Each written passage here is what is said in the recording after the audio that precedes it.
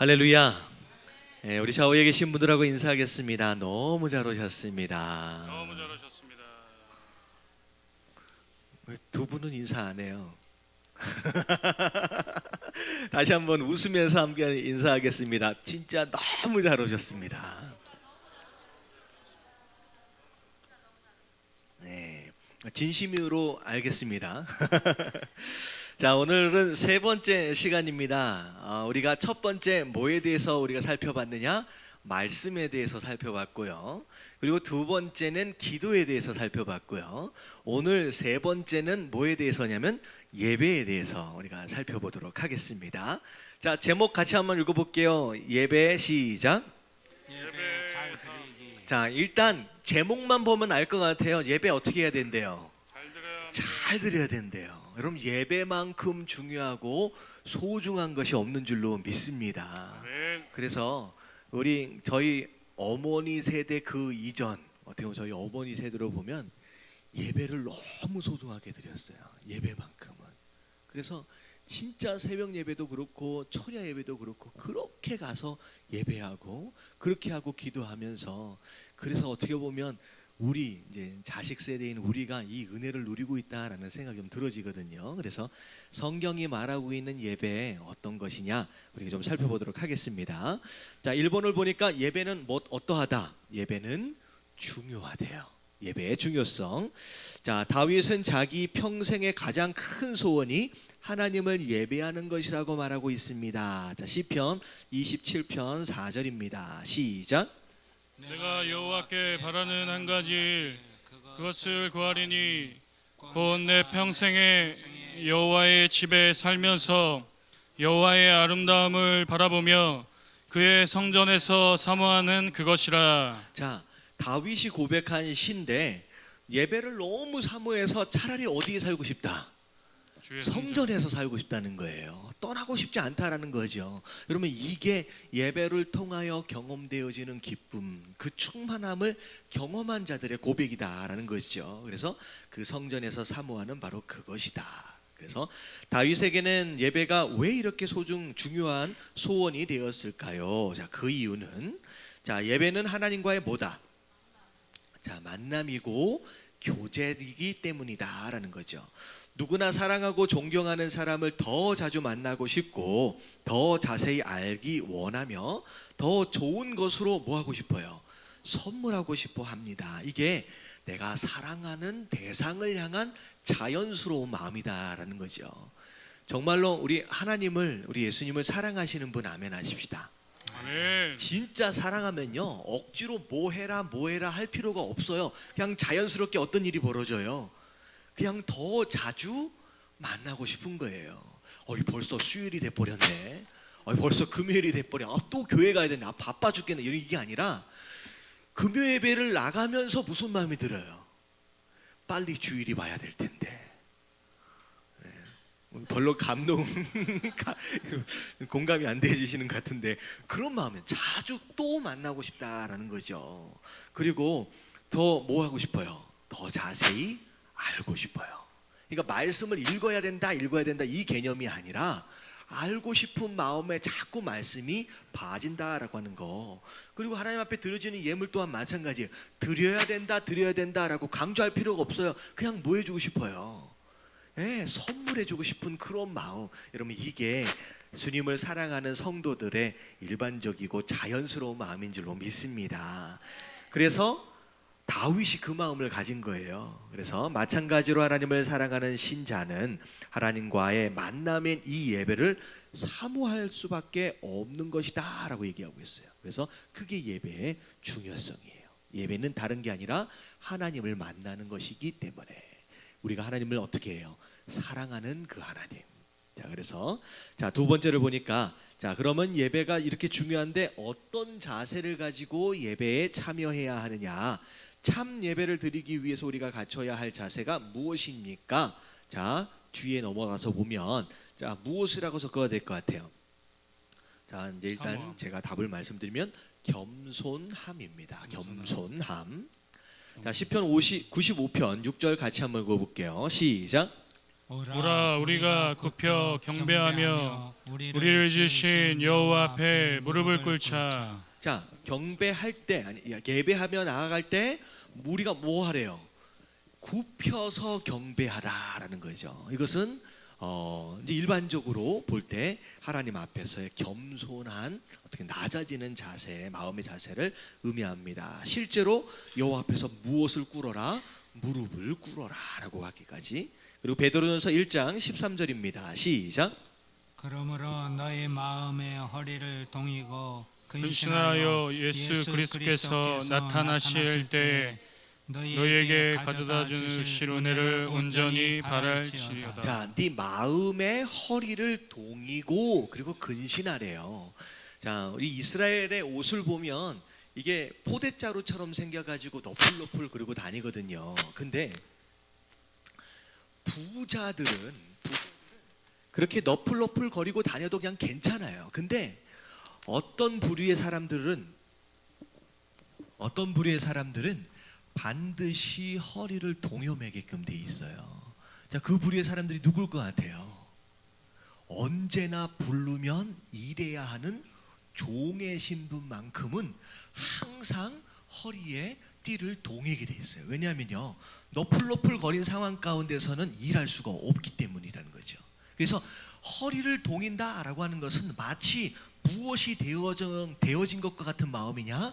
종의 신분이 되어진 것과 같은 그런 마음으로 하나님 앞에 나아가는 것을 의미하죠. 자, 그래서 예배 자리에 나와도 마음의 무릎을 꿇지 않으면 결코 예배가 시작되지 않는다.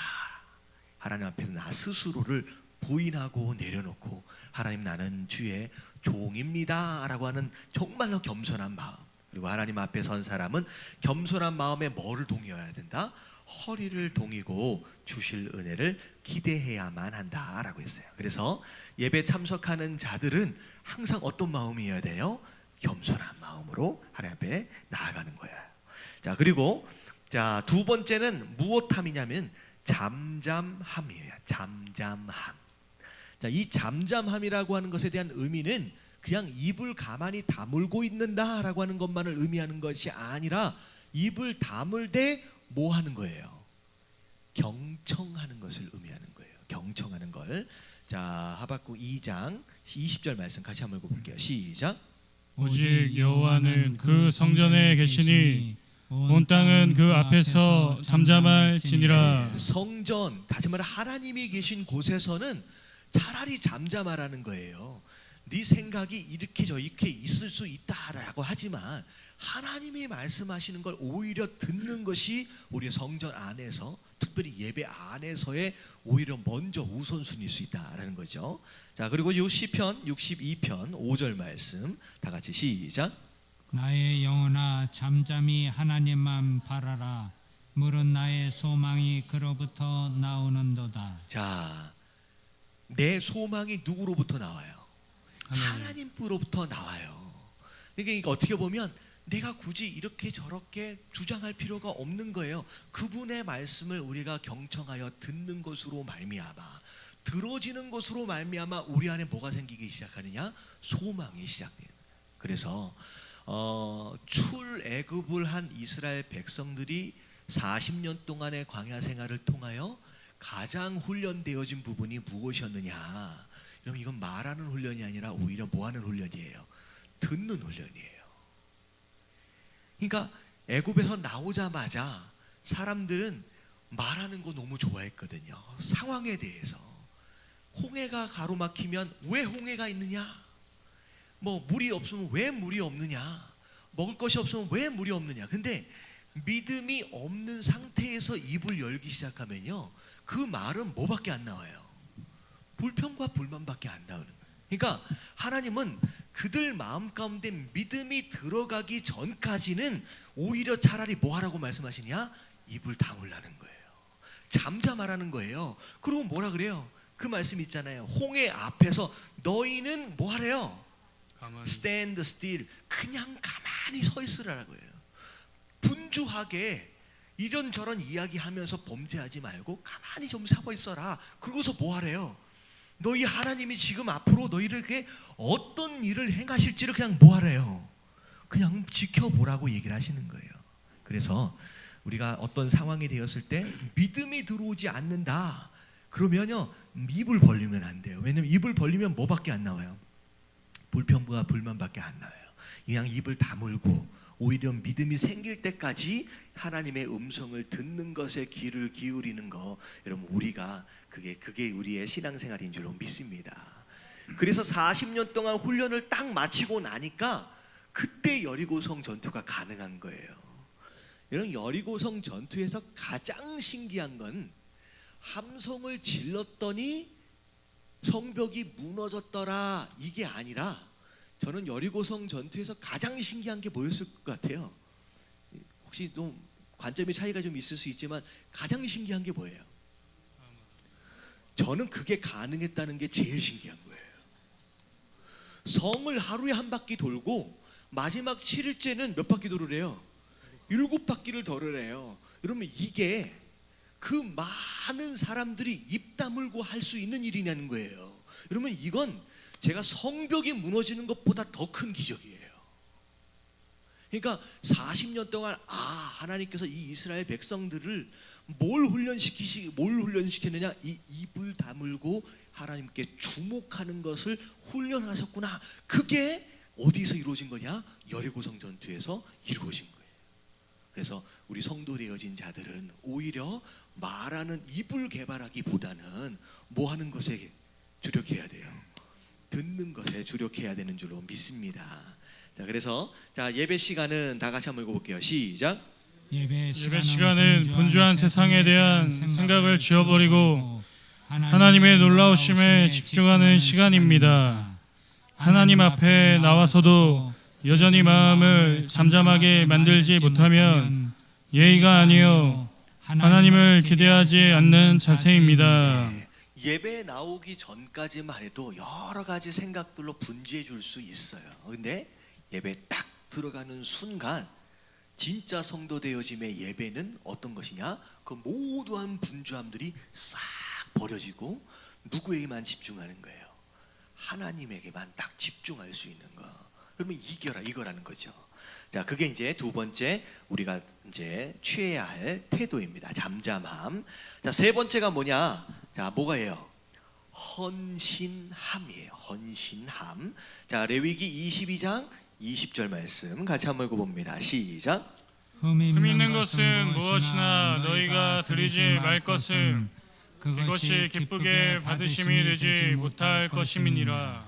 자, 흠 있는 것은 무엇이나 너희가 드리지 말 것은, 다시 말하면 하나 예배 가운데 반드시 있어져야 할 굉장히 중요한 태도 중에 하나는 하나님께 드려짐이 있는 모습이에요.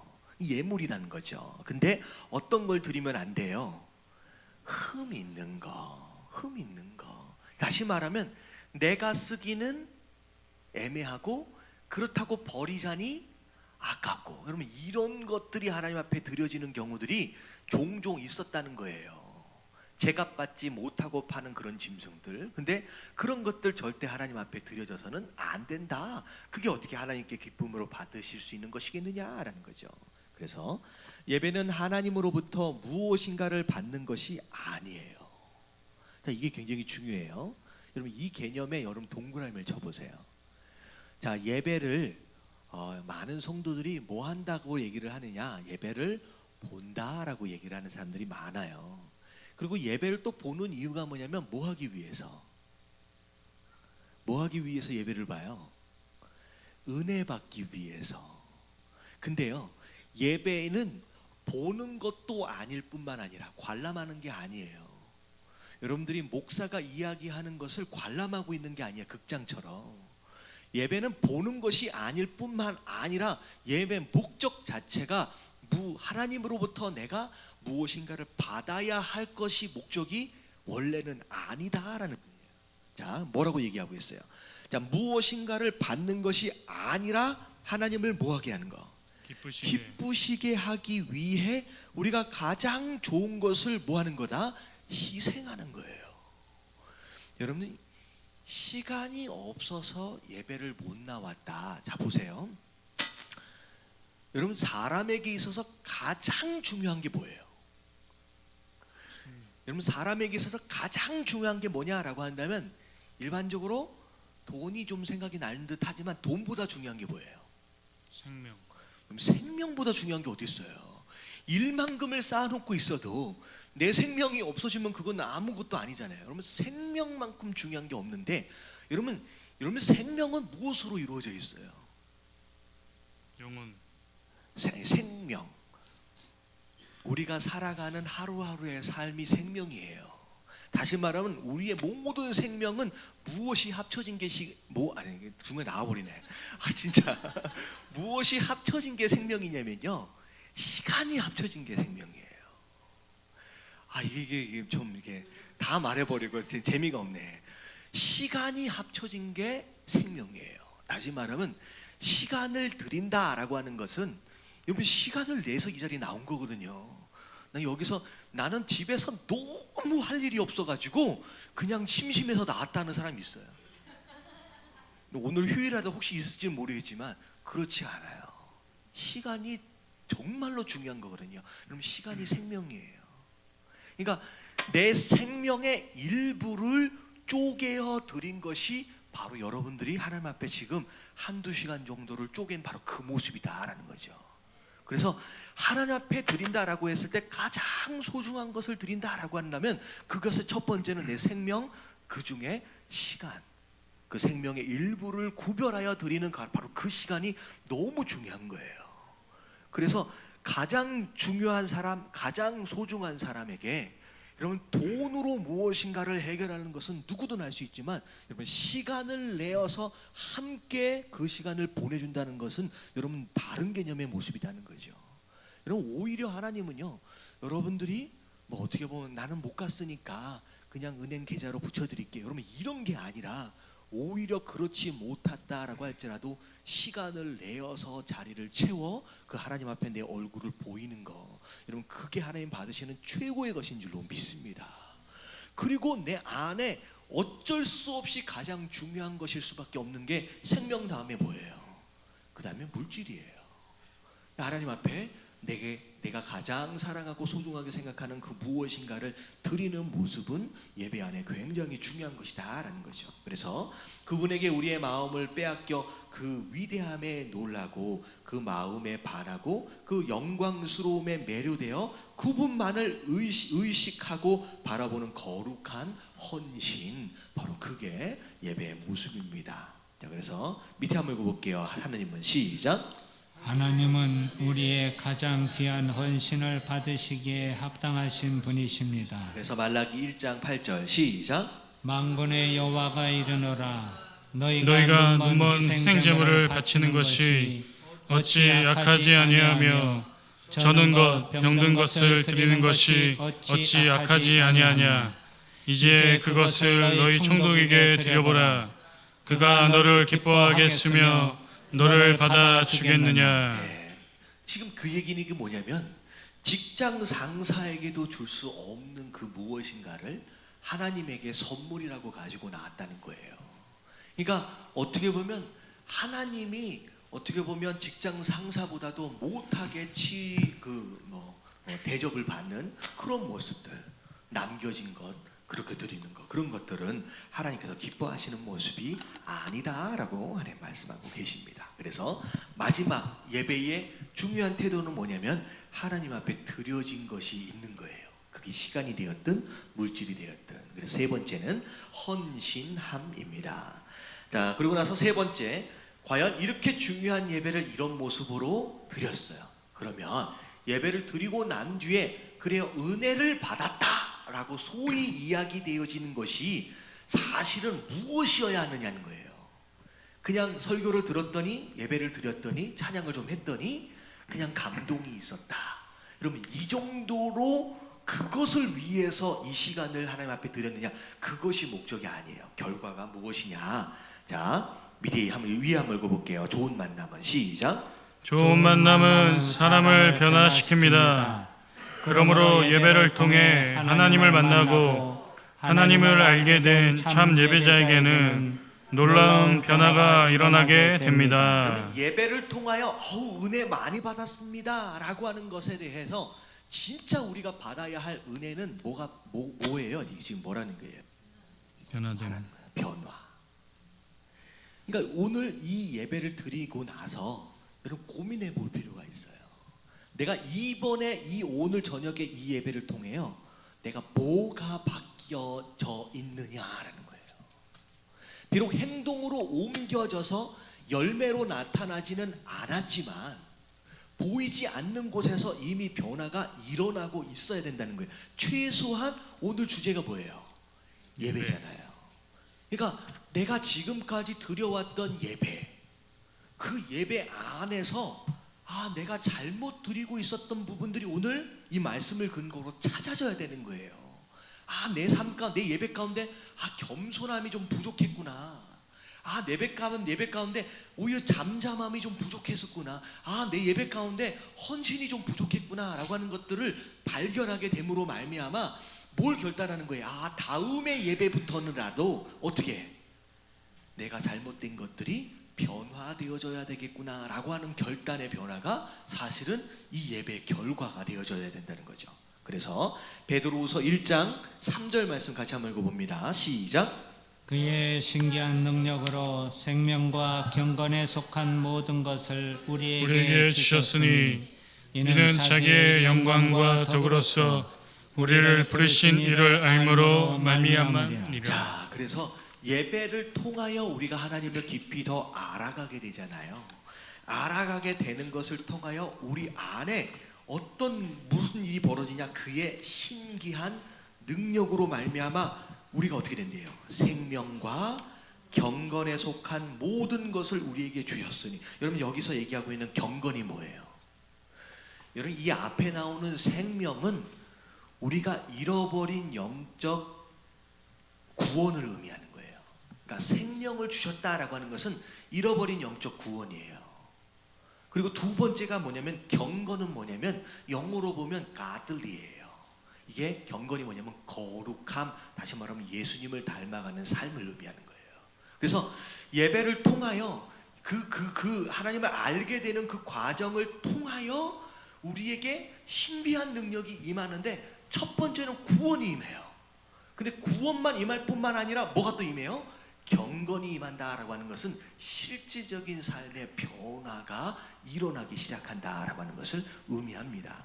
그래서 매번 드려지는 예배, 하지만 매번 똑같은 인생, 여러분 이게 아니라 드려지는 예배가 있어질수록 우리의 삶에 꾸준한 변화들, 그래서 급격한 변화보다는 오히려 잔잔한 변화가 훨씬 더 안전합니다.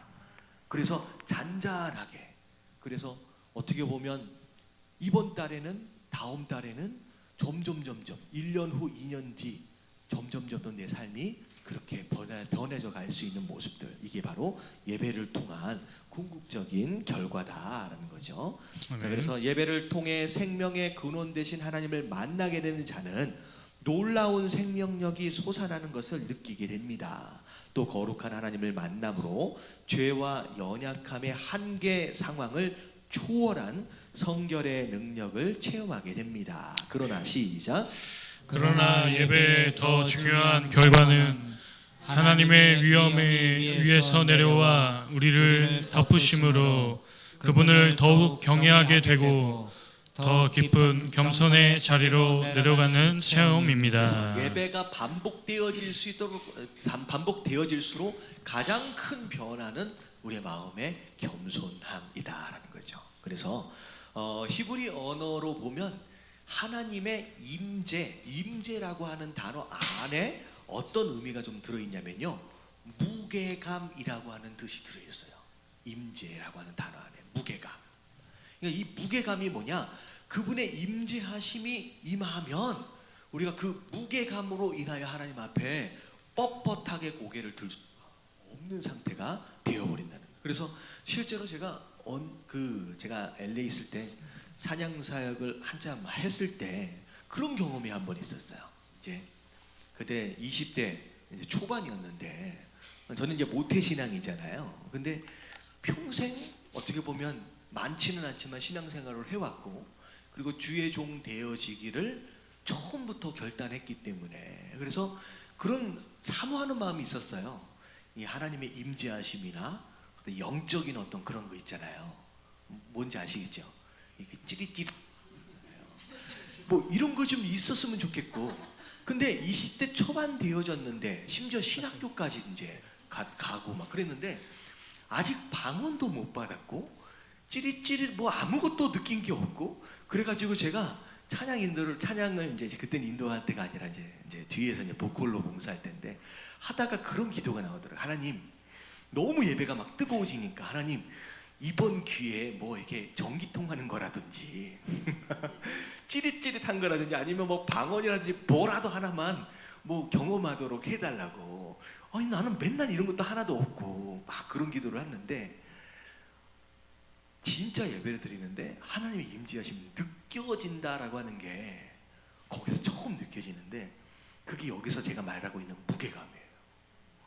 전기가 막 통하고 그럴 줄 알았는데 그런 게 없고 고개를 들을 수가 없는 거예요. 그러니까 너무 무거워가지고 찬양을 드리다가 제가 바닥에 그냥 꼬꾸라져 버렸어요. 그 임재하심 앞에.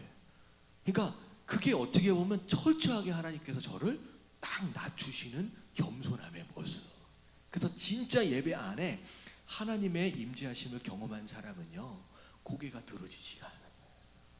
그 겸손함, 그 무게감으로 인하여서 여러분 매 예배 때마다 이런 그런 임재하심이 있는 이런 우리 예담교회 예배가 되었으면 좋겠습니다. 아멘. 그래서 무게감이에요. 그래서 철저하게 하나님 앞에 낮아지는 겸손의 모습 이게 사실은 어떻게 보면 궁극적인 예배의 열매다라는 거죠. 자 그리고 4번을 보면 자 무엇의 중요성이냐 공예배의 중요성 이렇게 나와 있어요. 자 한번 읽어봅니다. 시작. 예배는 인간의 가장 큰 특권이며 모든 축복의 근원입니다. 그러므로 우리는 예배에 더욱 힘써야 합니다. 특히 성도가 함께 모여 드리는 공예배는 더욱 중요합니다.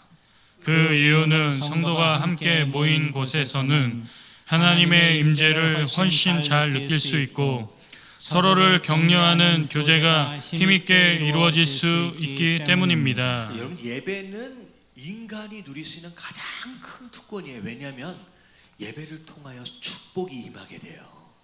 그래서 구약의 이야기를 쭉 보면 어떤 누군가가 복을 받기 위해서 뭐가 먼저 세워지냐면요 제단이 먼저 세워져요. 그러니까 제단이 먼저 세워지는 것을 통하여서 복이 임하게 되거든요. 근데 신기하게도 뭐가 무너지면 축복이 떠나냐면요 제단이 무너지면 축복이 떠나요. 그러니까 이스라엘이 점점점 군사력으로 경제적으로 막 약해지는 그 상황들을 보면 먼저 뭐가 무너졌냐면요 제단이 무너지고 예배가 무너져요. 성도도 마찬가지예요. 아무리 힘들고 어려워도 예배가 뜨겁고 예배를 통하여 은혜를 경험하고 있잖아요. 그러면 견디어져 가요. 그게 에너지가 되거든요. 그게 힘이 되거든요. 그리고 결국 그것을 통하여 축복을 받게 돼 있어요. 근데 예배가 소홀히 여겨지게 되고 예배 은혜를 잃어버리게 되고 예배가 건조해지기 시작하면 그때부터 내 모든 신앙생활이 꼬이기 시작하는 거예요. 그래서 성도 되어진 자다라고 한다면 뭐에 집중해야 되느냐? 예배에 집중해야 돼요. 왜냐하면 예배는 축복의 통로이기 때문에. 그래서 포로로 끌려가버린 이스라엘 백성들이 바벨론에서 돌아올 때 가장 먼저 했던 게 뭐예요?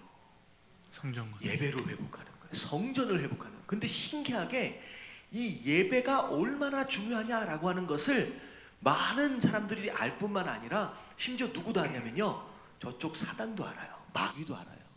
그래서 이스라엘이 돌아와서 그 성전을 지어보려고 할 때 어떻게 했어요? 그렇게 방해가 많았는지 몰라요. 그래서 예배 교회를 다니다 보면 교회만 갈라 그러면 이상한 일이 생기고요. 이상한 어려움들이 생기고요. 이런 이유가 뭐냐면 예배가 얼마나 중요하고 그 예배가 축복의 통로라는 것을 누구보다도 더 잘 알고 있기 때문에 그걸 공격하는 거예요. 그래서 여러분 이래야 돼요. 맨 처음에 이런 일 저런 일 있을 때 이 핑계 저 핑계로 빠지기 시작하면요, 그러면 사단은 알아요. 아, 요만큼 정도 던져주면 그냥 예배 안 나갈 사람이구나. 근데요, 이걸 완벽하게 극복해 버리면요, 더 이상 공격이 없어져 버려요. 그래서 자 보세요, 제가 목사잖아요. 무슨 일이 있어도 와야 돼요. 왜냐하면 제가 뭐 해야 되기 때문에, 말씀을 전해야겠다. 설교해야 되기 때문에. 그냥 아우 나 오늘 기분이 영 아니야. 그러니까 아니 우리 모 목사님이 두 분이나 계셔가지고 두 목사님 오늘 좀 설교 좀 해주세요. 그냥 맡길 수 있는 게 아니잖아요. 그러니까 목사는 선택의 여지가 없어요. 그러면 예배에 못 나오도록 하는 시험이 목사에게 있을까요, 없을까요? 여러분 없어요. 왜냐하면 스스로 마음에 예배는 무슨 일이 있어도 가야 하는 것이라고 마음에 어떻게 돼 있어요? 결정이 되어져 버렸어요. 그래서 저는요, 그 어떤 일이 있어도 예배를 나올 수밖에 없기 때문에, 이미 결단이 되어 있기 때문에 예배를 못 나오도록 하는 시험은 저에게 없어요. 제가 오늘 나오는데 고민했을 것 같아요? 고민 안 했어요. 아무 일도 안 생겨요. 오늘 같은 날 예배가 있는 날은 안 생겨요. 그러면 이게 평신도도 마찬가지예요. 결단을 해버리면 더 이상 공격하지 않아요. 그래서 우리가 마태복음 강해를 할 때 예수님에게 임했던 세 가지 시험, 영적인 육체적인 시험, 영적인 시험, 그리고 마음의 시험이잖아요. 근데 그러면 이 시험이 언제 시험이 끝난다고 얘기했어요? 혹시 기억나세요? 그 설교를 할 때 제목이 뭐였는지 혹시 기억나세요? 야, 이거는 작년 얘기인데 이걸 기억하면 진짜 신기하죠? 기준이 바로 세워지면 시험은 전혀 기억을 못 하시네. 기준이 바로 세워지면 시험을 끝난다. 다시 말하면 시험이 왜 와요? 기준을 세우기 위해서요. 바른 기준만 딱 세워져 버리면 더 이상 그거 가지고 시험하지 않아요. 육신적인 것이냐 영적인 것이냐, 아 나는 육신이 아니라 영적인 것이다 라고 기준을 딱 세워서 잡아버리면요, 더 이상 육신적인 시험이 오지가 않아요. 그러니까 여러분들 이게 중요한 거예요. 자꾸 시험이 있다라고 하는 것은 결국 뭐 하지 않았기 때문에, 기준을 아직 정하지 않았기 때문에요. 정해버리십시오. 끝나게 돼 있다라는 거죠. 더군다나 공예배, 아니 어디서든 말씀 들으면 되고 어디서든 기도하면 돼요. 왜냐하면 하나님은 어디든 계시기 때문에. 그런데 왜 함께 모이라고 이야기하셨을까? 자, 히브리서 10장 24절 25절 시작. 서로 돌아보아 사랑과 선행을 격려하며 모이기를 패하는 어떤 사람들의 습관과 같이 하지 말고 오직 권하여 그날이 가까움을 볼수록 더욱 그리하자. 마지막 때가 가까이 오면 가까이 올수록 미혹하고 유혹하고 시험하는 것들이 많이 있을 수 있어요. 결국은 마지막 때는 혼자 신앙생활을 하는 게 아니에요. 더불어 함께 신앙생활을 하는 건데, 여러분 더불어 하는 것이 쉽지는 않습니다. 쉽지는 않아요. 오히려 어떤 사람은 차라리 부딪히고 시험 들 바에야 혼자 하는 게 낫지. 근데요, 그럼에도 불구하고 부딪히고 상처를 입을 수 있음에도 불구하고 뭐 하기에 힘쓰라라고 얘기하고 있어요. 여러분 모이기를 패하는 그런 사람들과 같이 말라는 얘기는 거꾸로 이야기하면 어떻게 해서든 뭐하라, 모여라. 모이는데 힘을 써봐라라는 거죠. 여러분 교회 다니다가 시험 들을 수 있어요, 없어요? 아, 있어요. 왜? 목사를 비롯해서 우리가 다 부족한 사람들이에요. 함께 만나서 교제하고 함께 만나서 일하다 보면 다른 스타일, 다른 성격들 어쩔 수 없이 부딪힐 수 있고 어쩔 수 없이 상처 입을 수 있지만, 그렇다고 혼자 하는 게 낫냐? 혼자 하면 죽는 거라는 거예요. 그러니까 상처를 입어가면서. 그래서 성에 그런 얘기 있잖아요. 철이 철을 어떻게 해요? 날카롭게. 오히려 우리가 서로 부딪히는 과정을 통하여 더 단단해지고 서로 그 과정들을 통하여 정교해져 갈 수 있다라고 하는 거, 오히려 그게 어떻게 보면 부족한 우리를 하나로 공동체로 묶어주신 하나님의 특별한 뜻인 줄로 믿습니다. 아멘. 그래서 잘 버텨가야 돼요. 할렐루야. 아멘. 네, 우리 좌우에 계신 분들하고 인사하겠습니다. 한번 버텨봅시다. 한번 버텨봅시다. 네. 자, 그래서 같이 모여서 예배하는 건 너무 중요한 거라는 거죠. 그리고 한번 생각해 보세요. 여기 그래도 이렇게 같이 이렇게 모여가지고 찬양도 하고 이게 악기 반주도 또 있고 이렇게 하니까 너무 좋잖아요. 여기 목사가 혼자 서 있고 딸랑 혼자 이렇게 한 사람만 딱 앉아 있으면 얼마나 썰렁하겠어요. 그럼 무슨 기도만 나와요? 하나님이 이 빈자리를 채워주십시오. 이 기도밖에 안 나오잖아. 그러니까 우리가 같이 모여있다라고 하는 게 굉장히 중요하고 소중한 겁니다. 아멘. 그리고 제가 얘기 들어보니까 요즘 선거 기간이잖아요. 소위 이제 당들마다 전당대회를 막 하는데요. 전당대회를 할 때 한 번 그 많은 인원수가 모이는데 얼마가 들어갈 것 같아요? 그 인원이 모여지기 위해서 들어가는 돈의 숫자를 생각하면요, 몇 억 단위가 아니라 몇 십억 단위가 들어간대요. 그러니까 사람이 모여지는 것이 그만한 가치를 지불해서까지도 중요한 것이기 때문에 그 가치를 지불해서 사람을 모으는 거예요.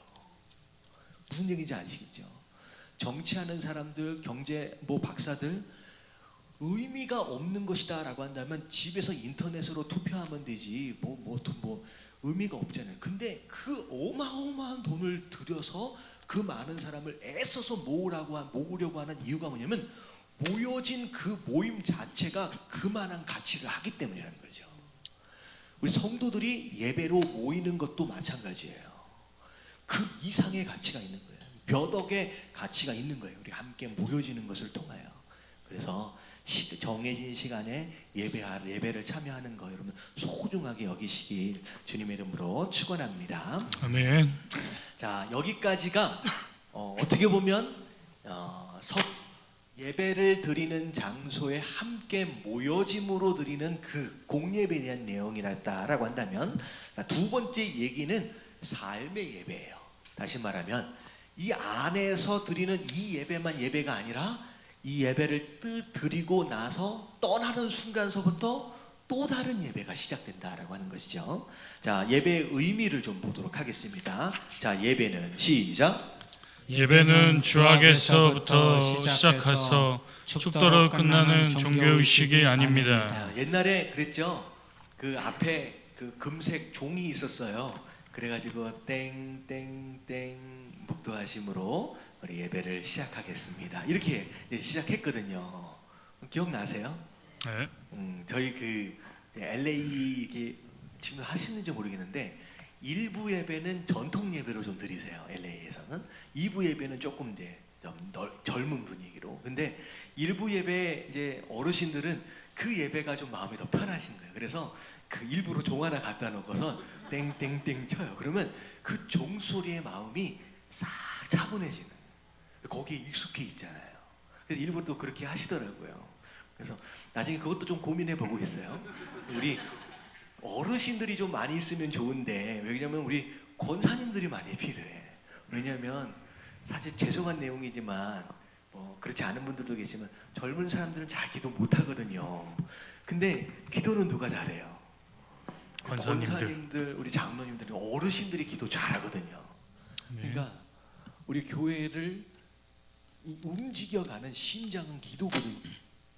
심장이 중요한 얘기 우리 하려니까 왜 심장이 튼튼해야 되는데 우리 교회 심장이 아직 부실해.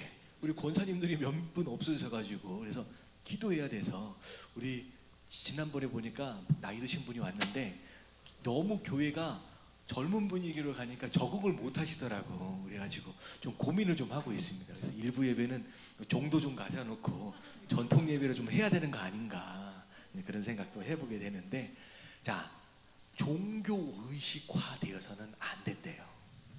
이게 되게 중요해요. 자, 구약 성경에서 예배로 가장 많이 사용되어지는 단어는 뭐하라? 엎드려 절하라 라고 하는 의미래요. 자, 신약에서는 예배로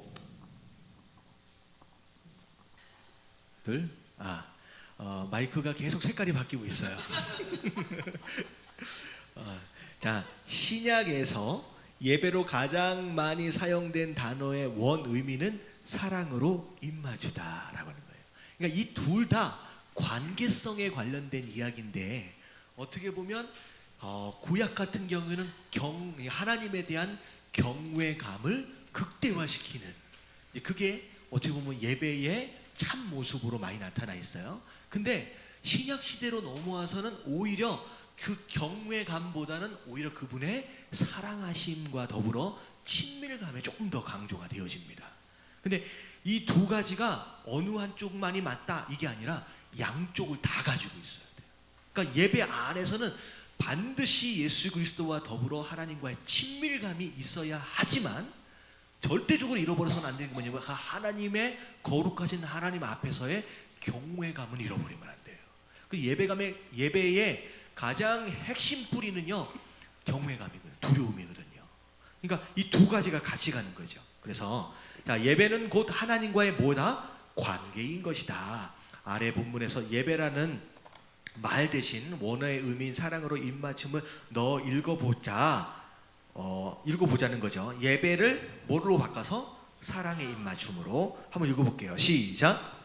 아버지께 참되게 사랑으로 입맞춤하는 자들은 영과 진리로 사랑으로 입맞춤할 때가 오나니 곧 이때라. 아버지께서는 자기에게 이렇게 사랑으로 입맞춤하는 자들을 찾으시느니라. 네, 그래서 예배하면 종교적인 어떤 의식처럼 생각해 버리는 경향도 좀 있는데 그것에서 우리가 좀 벗어날 필요가 있다라는 거죠. 자, 그래서 그러므로 우리가 예배 순서에 아무리 자주 열심히 참여했다고 해도 마음으로 하나님 앞에 엎드리고 그분의 손에 사랑으로 입맞춤하지 않는다면 전혀 뭐하지 않는 것이다. 예배를 드리지 않는 것이나 다름이 없다는 거죠. 그래서 그분 앞에 내가 지금 철저하게 말씀 앞에 엎드려짐이 있느냐, 그리고 그 말씀 앞에서 정말 친밀감으로 인하여 그 입맞춤이 있느냐라고 하는 게 예배의 가장 중요한 내용입니다. 자, 두 번째를 보니까 예배의 당위성. 자, 모든 피조물은 예배를 받으시기에 너무나도 합당하신 하나님을 예배하기 위하여 창조되었습니다. 그러니까 창조의 목적이 뭐예요? 하나님을 찬양하는 거라는 거예요. 예배하기 위해. 자, 그래서 만물은 창조 때부터 어떤 방식으로든 하나님을 예배하고 찬양하게 되어 있습니다. 욥기 38장 7절입니다. 시작. 그때 새벽별들이 기뻐 노래하며 하나님의 아들들이 다 기뻐 소리를 질렀느니라. 자, 심지어 누가 소리를 이렇게 지르고 있대요?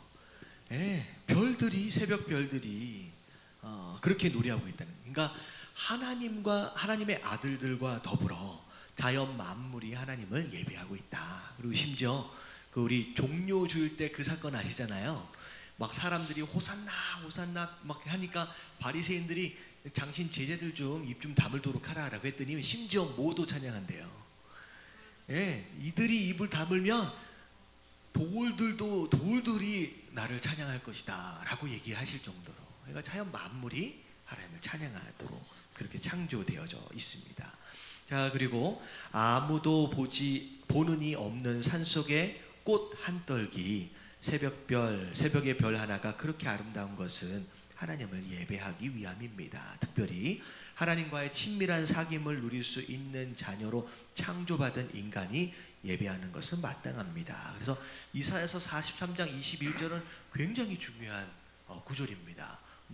이 구절은 우리가 이제 같이 외워둘 필요가 있어요. 한번 읽어볼게요. 시작. 이 백성은 내가 나를 위하여 지었나니 나를 찬송하게 하려 함이니라. 여러분, 이 말씀이 곧 어떻게 보면 세상 다른 종교와의 큰 차이일 수 있다는 거죠. 그러니까 종교적으로 보면 어떻게 보면 하나님이 누굴 위해 존재하는 것 같아요? 나를 위해 존재하는 것 같아요. 그러니까 내가 힘들고 어려우면 도와줄 수 있는 분, 내가 어려운 문제를 만나면 그 문제를 해결해 주시는 또 해결사. 그러니까 마치 세상 종교적인 관점에서 나아가다 보면 하나님의 존재가 나를 위한 것이다 라고 생각되어질 수 있다는 거죠. 그런데 성경은 그렇게 얘기하고 있지 않아요.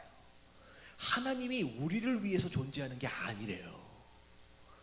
우리를 위해서 존재하는 게 아니에요. 누가 하나님을 위해 존재하고 있어요? 우리가 하나님을 위해 존재하고 있어요. 우리가 이 앞뒤가 주객이 바뀌어버리면요, 이게 바뀐 게 종교예요. 이게 제대로 돌아와야 돼요. 아, 우리가 하나님을 위해서 존재하는구나. 특별히 뭐 하도록 하기 위해서? 찬송하도록 하기 위해서. 근데 신기한 게 뭐냐면 그게 우리의 기쁨이 돼요. 그게 우리의 최고의 축복이 되어집니다. 그것으로 우리가 만족을 느끼는 거예요. 그러니까 만족하지 못하는 모든 인생에 비어있는 자리는 결국 예배의 모습이 없는 그 빈자리라는 거죠. 그래서 우리가 이런 목적을 가지고 창조되었다라고 하는 것을 이제 알아야 돼요. 자, 세 번째, 예배의 회복. 자, 이게 아까 처음에 말씀드렸던 그런 내용하고 좀 비슷한데, 자, 인간은 같이 한번 읽어봅니다. 시작. 인간은 범죄한 이후 하나님과의 예배를 상실하게 되었습니다. 그래서 오직 1년에 한 번 대제사장만이 하나님이 계신 지성소로 들어가 드리는 부분적인 예배만이 존재할 뿐이었습니다. 네, 예배는 하나님과의 만남이고 교제라 그랬잖아요. 죄를 짓고 나서 무슨 일이 벌어졌느냐? 예배가 무너진 거예요. 다시 말하면 더 이상 마음껏 하나님을 만날 수가 없고, 더 이상 마음껏 하나님과 교제할 수 없는 그런 인생이 되어버렸어요. 그래서 나중에 어떻게 돼요? 구약시대를 보면 대제사장만, 그것도 1년에 몇 번, 그것도 딱 한 번 정해진 규례를 따라 그렇게 양의 피를 가지고 들어가야지만 그렇게 하나님을 한 번 만나는 거예요.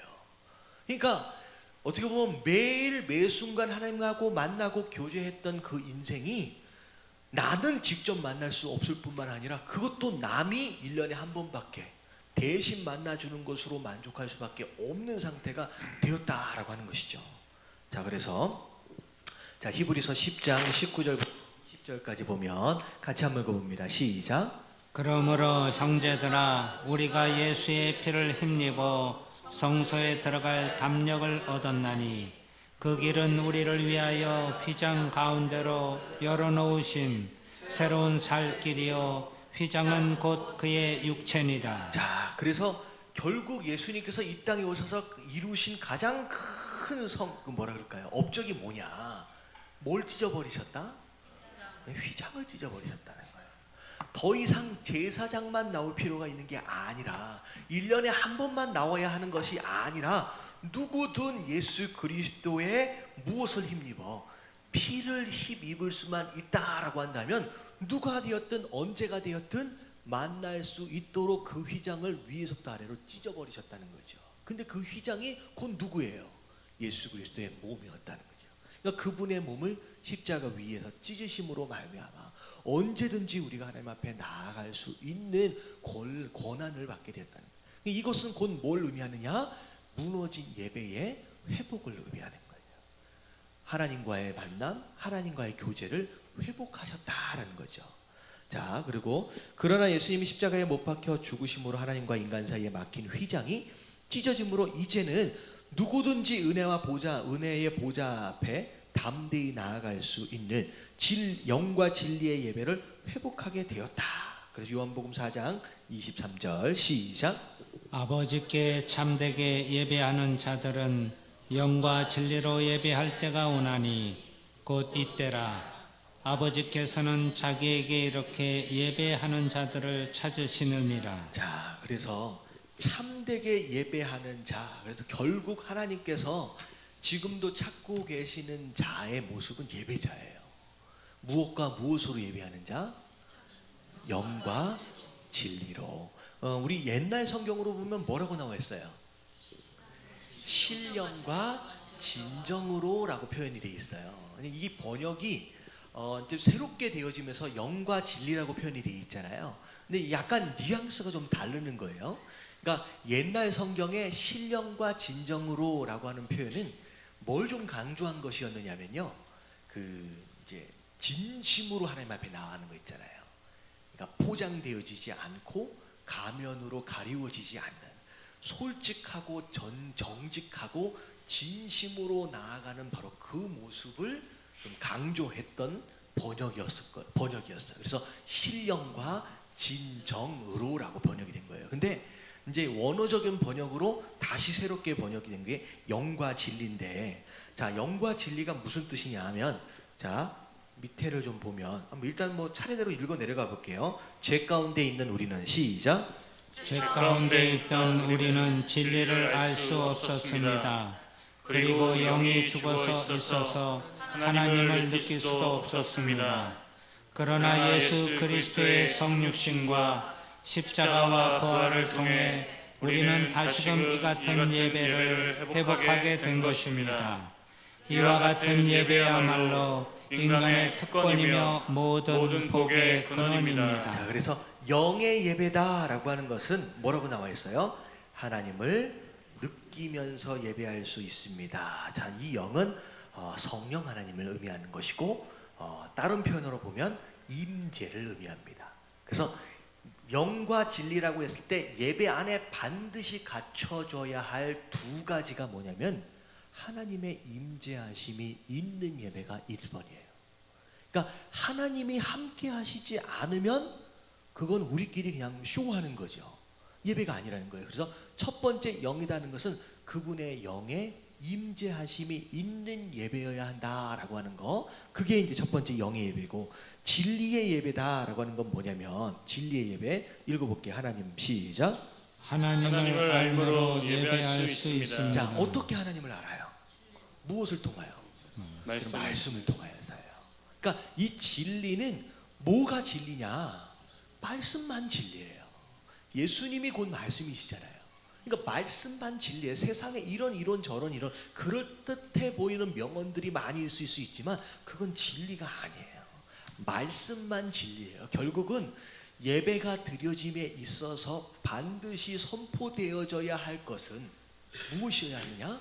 하나님 말씀이어야 한다는 거죠. 그러니까 자꾸 세상 어떤 사람들이, 어떤 철학가가 어떤 글을 썼는데, 어떤 명언을 했는데 자꾸 그런 것들을 가지고 오는 것은 불편한 거예요. 왜냐하면 예배 안에 선포되어지는 것은 사람의 지혜도 아니고 누군가의 명언이 아니라 그냥 무엇이어야 한다? 하나님의 말씀이어야만 한다라는 거죠. 그래서 우리가 드리고 있는 이 예배 안에 하나님의 임재하심이 있느냐라고 하는 게 굉장히 중요하고, 가장 중요하고, 그 다음에 뭐가 선포되어져야 돼요? 이 앞에서는 말씀만 선포되어져야 돼요. 목사의 무용담도 아니고 누군 철학자의 명언도 아니고 오직 하나님 진리되어진 하나님 말씀이어야만 한다라고 하는 것이죠. 여러분, 그런 예배를 드려야 하는 줄로 믿습니다. 아멘. 자, 그리고 마지막 4번이에요. 자, 어디에서의 예배? 삶 속에서의 예배. 자, 읽어봅니다. 시작. 하나님은 우리가 예배당과 같은 장소에서뿐만 아니라 몸으로 곧 일상의 삶으로 예배하기를 요구하십니다. 그리고 이처럼 우리의 일상의 삶 속에서 변화된 심령과 하나님의 뜻을 분별하는 깨달음으로 드리는 예배를 영적 예배라고 부르십니다. 뭐가 영적 예배냐? 자, 로마서 12장 1절 2절. 자, 우리가 많이 아시는 말씀인데, 그러므로 형제들아 내가 하나님의 모든 자비하심으로 너희를 권하노니 너희 몸을 이라고 얘기했어요. 자, 몸이라고 얘기하는 이유는 뭐냐면, 여러분 이 땅을 살아가면서 몸을 떠나서 존재할 수 없잖아요. 여러분 몸을 떠나는 순간 뭐 한 거예요? 그러면 죽은 거예요. 그러니까 몸을 들여라는 얘기는 뭐냐면 뭐 할 때까지, 죽기 전까지의 삶을 의미하는 거예요. 그러니까 몸을 들이라는 것은 꼭 너의 삶, 죽기 직전까지의 모든 삶을 의미하는데, 하나님이 기뻐하시는 거룩한 어떤 제사, 산 제물. 그러니까 제물은 죽어버려야 되는데 어떻게 보면 이 땅을 어떻게 되어진 상태로 있느냐? 살아있는 상태로 있잖아요. 왜 사느냐? 그러니까 재물은 죽어야 마땅해요. 그냥 원래 재물의 모습이지요. 근데 이 땅을 우리가 살아있는 채로 재물이 되어져요. 왜 살아요? 우리가 거룩함으로 인하여 감당해야 할 일이 있기 때문이에요. 다시 말하면 재물 되어진다라고 한다면 그냥 우리가 확 죽어버려서 올라가 버리면 끝날 것 같지만 그렇게 하지 않는 이유는 뭐냐면 살아있는 상태로 우리가 그분에게 주신 이 거룩함의 모습을 가지고 이 땅에서 해야 할 일이 있는 거예요. 근데 그 일들을 감당하는 그 모든 것들이 뭐가 되어지느냐? 하나님이 받으시는 제물이 되어지는 거예요. 그래서 이 말씀을 보면 제물이 되어라 라고 얘기하는 거예요. 근데 자, 중요한 게 뭐냐면 하나님이 기뻐하시는 거룩한 산 제물로 드리라 라고 했을 때 거룩한 게 중요해요? 제물이 되는 게 중요해요? 재물. 이렇게 얘기하면 뭐 관점에 따라 틀릴 수 있어요. 꼭 대답하기 되게 어렵죠. 이 제물이 목적이에요. 그러니까 우리 인생의 신앙생활의 목적은 거룩함이 아니에요. 거룩함이 목적이 되어지면 어디에 올라가야 돼요? 산에 올라가야 돼요. 죄 안 지으려고, 사람 안 만나려고. 왜냐하면요, 여러분 사람 만나고 이 세상 가운데 있으면요 어쩔 수 없이 죄 지을 수밖에 없거든요. 부지불식 가운데 죄 지을 수밖에 없는 연약한 인생들이에요. 근데 우리는 거룩하게 되어지려고 이 땅을 사는 게 아니라 뭐 되어지려고 거룩해야 돼요? 제물 되어지려고 거룩한 거예요. 그러니까 거룩함을 강조하게 되면요 바리새인이 돼버려요. 근데 제물을 강조하게 되면 거룩함도 함께 따라올 수 있어요. 왜냐하면 드려지려고 하다 보니까 거룩해질 수밖에 없는 거예요. 보세요. 사명 감당하고 전도하고 선교하려 그러면요 여러분 그 일 하려다 보면 죄 지을 겨를이 없어요. 죄 짓고 나서 사명이 감당이 안 돼요. 자연스럽게 제물 되어지는 것으로 말미암아 거룩함은 따라오게 되어 있습니다. 그러니까 거룩함이 목적이 아니라 우리의 삶의 목적은 제물이다라는 거. 그래서 이는 너희가 드릴 영적 예배다. 그래서 자 그런 예배를 드리기 위해서 어떻게 해야 된대요? 첫 번째, 너희는 이 세대를 본받지 말라요. 사람들, 요즘 사람들은 다 이렇게 삽니다. 누구도 이렇게 살고 저렇게 살고. 근데 어떤 사람들이 그렇게 산다라고 해서 똑같이 따라 사는 것은 우리의 모습이 아니에요. 우리의 기준은 뭐예요? 우리의 기준은 말씀이잖아요. 말씀에 그렇게 살면 안 된다라고 얘기하면 이 세상에 100명 중에 99명이 다 그렇게 살아도 나 혼자만큼은 어떻게 살아야 돼요? 말씀대로 사는 게 맞는 거예요. 그러니까 저도 그렇게 생각해요. 저는 그렇게 항상 생각해요. 어떤 일을 판단하고 할 때 성경 안에 그런 예가 어디 있느냐 서부터 찾아요. 그런 예가 있으면 지금 아무리 내가 이렇게 이게 진리다라고 생각해도 성경 안에 이게 아니다라고 하는 어떤 구절이든 어떤 상황이 등장하면 그럼 바로 바꿔야 돼요. 그러니까 우리의 삶의 기준은 누군가의 삶의 모습이 아니라 다수의 의견이나 다수의 삶의 모습이 아니라 무엇 되어져야 되느냐? 말씀 되어져야 돼요. 그거밖에 없다는 거죠. 그리고 오직 마음을 새롭게 함으로 뭘 받아래요? 변화를 받아래요. 다시 말하면 거룩해지려면 어떻게 해야 돼요? 변해야 돼요. 근데 이 변화는 어디서 일어나요? 앞에 나왔잖아요. 여러분, 예배를 통하여 변화가 일어나요. 그러니까 삶이 제물 되어지려면 무엇이 또 중요해요? 나와서 드리는 이 예배가 또 중요해요. 이 예배가 잘 드려져야 우리의 생각이 바뀌고 우리의 삶이 바뀌고 그 바뀌어진 그 삶이 곧 뭐가 되어지느냐? 삶으로 드려지는 또 다른 예배가 되어진다는 거죠. 그래서 뭐 삶이 예배인데 꼭 굳이 가를 필요가 없느냐? 그러면요 이것도 저것도 다 안 되는 거예요. 그래서 우리가 성도가 드려야 할 예배는 모여서 하는 이 예배도 중요하고 흩어져서 하는 그 예배도 중요한 것이다 라는 얘기죠. 그래서 하나님의 선하시고 기뻐하시고 온전하신 뜻이 무엇인지 뭐하라? 분별하라. 네 생각대로 네 경험대로 네가 옳다고 여겨지는 대로 판단하고 그렇게 갈지 말고 하나님의 뜻이 무엇이냐라고 하는 것을 보라는 거예요. 근데 하나님의 뜻을 알려면 뭘 봐야 돼요? 말씀을 봐야 돼요. 말씀을 봐야 하나님의 뜻을 알죠. 그러니까 결국 예배 안에 하나님의 임재하심과 더불어 뭐가 있어야 된다? 말씀이 있어야 하는 이유. 그래야 하나님의 뜻을 알 수 있으니까. 그래서 자 우리가 오늘 예배에 대해서 배웠어요. 우리가 함께 모여지는 이 예배도 중요하다, 중요하지 않다? 중요하다. 너무 중요해요. 여러분 이것을 소중하게 여기시고 여러분 기준을 정해버리세요. 고민하지 마세요. 예배를 나갈 때마다 고민하는 사람이 있어요. 있잖아요. 없나요? 우리 예배당 교회는? 그러니까 주일만 되면 고민해. 아침부터 오늘 갈까 말까. 너무 날씨가 좋아. 야, 이런 날씨에 교회를 가야 되나? 날씨가 우울해. 이 우울한데 이럴 때 교회를 가야 되냐? 그러니까 교회를 갈 때마다 고민하는 사람이 있어요. 고민을 내려놔버리고 결단을 해버리세요. 그러면 더 이상 유혹이 없어집니다. 유혹이 없어져. 그래서 여러분 함께 모이는 이 예배를 소중하게 여기시고, 더 중요한 예배가 뭐냐면 이 예배를 통하여 말씀을 받고 능력을 받고 믿음과 기준을 새롭게 하심으로 말미암아 떠나서 해야 할 우리의 삶 속에서 예배를 아름답게 살아갈 수 있는 저와 여러분들 되시길 주님의 이름으로 축원합니다.